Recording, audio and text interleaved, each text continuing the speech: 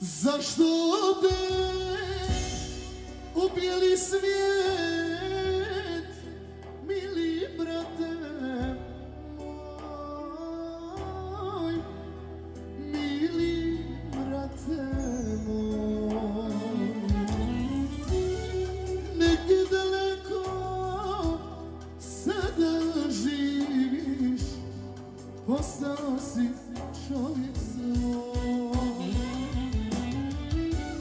Sve to ništa vrijedno nije, dugo s nama nisi, dugo s nama nisi.